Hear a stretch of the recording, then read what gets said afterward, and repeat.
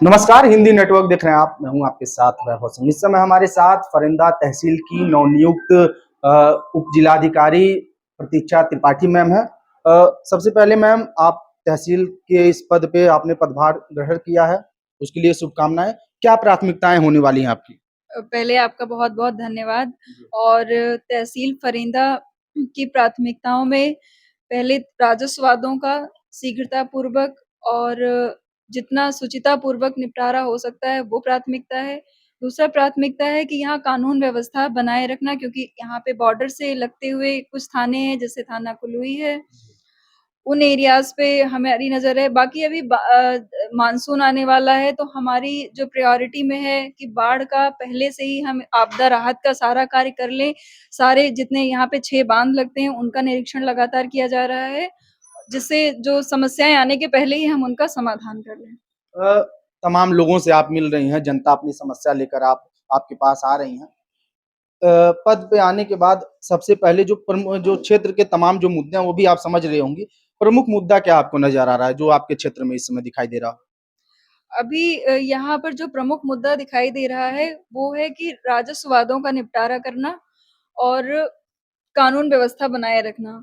बाकी तहसील लेवल पर ऐसा कोई बहुत बड़ा मुद्दा ऐसा नहीं है कि कोई संवेदनशील मुद्दा चल रहा हो। जो विकास के कार्य हैं, उनमें प्राथमिकता है। बाकी जो भी जनता आती है, उनको न्याय मिलना चाहिए, और जनता का डायरेक्ट अधिकारी से यहाँ पे जितने भी अधिकारी हैं, चाहे मैं हूँ या तहसीलदार साहब, नायब तहसीलदार साहब, जितने भी कर्मचारी हैं, उनसे डायरेक्ट कनेक्शन हो। मेरी प्राथमिकता ये है कि बीच में ऐसा कोई माध्यम ना हो जिसके थ्रू जनता आए। अधिकारियों तक जनता की बहुत ही सुलभ पहुँच सुनिश्चित कराना है, मेरा कर्तव्य कि है। भ्रष्टाचार के मामले सामने आते रहते हैं और कहीं न कहीं आम जनता के हित की आप बात कर रहे हैं, लेकिन इसके पहले कई ऐसे मामले हैं जो आम जनता के लिए कहीं न कहीं दिक्कत का सबब बने हैं। उसके रोकथाम के लिए आपका क्या कदम होने वाला है?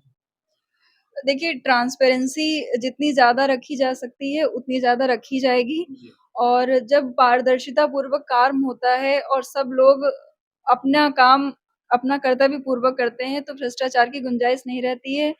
अगर बात करें प्रैक्टिकल लेवल की, तो उसके लिए औचक निरीक्षण, समय-समय पर जाँच, सारी पटलों की जाँच, सारे कार्यालयों की जाँच, और थाना दिवस, समाधान दिवस जो होते हैं, उनमें आम जनता से बातचीत करना कि उनको किस लेवल पे कौन-कौन से लोग हैं जो उनको मैनिपुलेट करने की कोशिश करते हैं। इन सब कार्यों से भ्रष्टाचार जैसी चीज़ों पर निश्चित तौर पर पकड़ बनाई जा सकती है। मैम, एक अंतिम सवाल का आप जवाब दीजिए। एक बनकटी स्वास्थ्य केंद्र है जो कि तमाम जो आस-पास के क्षेत्र हैं उनके लिए स्वास्थ्य के क्षेत्र के रूप में एक अस्पताल के तौर पे बड़ी उम्मीद है। लेकिन उसमें आए दिन तमाम अनियमितताएँ सामने आती हैं, उसमें मरीजों के साथ दुर्व्यवहार कह लें या फिर बाहर के जो दवाएँ हैं उसको लिखने की बात आती है। साथ ही साथ जो उसके ज़िम्मेदार हैं वो वहाँ अस्पताल में नहीं रुकते हैं, इसकी भी समस्याएँ आती हैं। इस पर आप क्या करने वाली हैं? ये समस्या मेरे सामने अभी आई है, तो वनकटी जो स्वास्थ्य केंद्र है, उसका निश्चित तौर पर निरीक्षण किया जाएगा।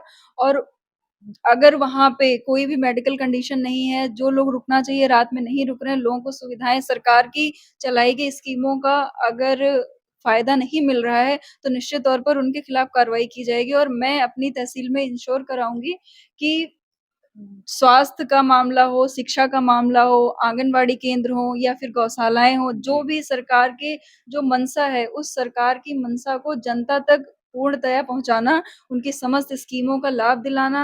अगर स्वास्थ्य के मामले में कोई गड़बड़ी हो रही है, तो उसका निश्चित तौर पर उसमें एक्शन लिया जाएगा। चलिए मैम, हमसे बात करने के लिए धन्यवाद। तो ये थी हमारे साथ प्रतीक्षा त्रिपाठी जी, जिन्होंने फरिंदा तहसील के उपजिलाधिकारी के पद पर इन्होंने पदभार ग्रहण किया है। साफ तौर पर हमारे सभी सवालों का मैम ने बड़े बेबाकी के साथ जवाब दिया और साथ ही साथ बताया कि किस प्रकार से आगे का कदम होने वाला है और जो कुछ शिकायतें मिलने वाली हैं उसको लेकर मैडम आगे क्या करने वाली हैं। तमाम अन्य खबरों के लिए बने रहें हमारे साथ, देखते रहें हिंदी नेटवर्क। धन्यवाद।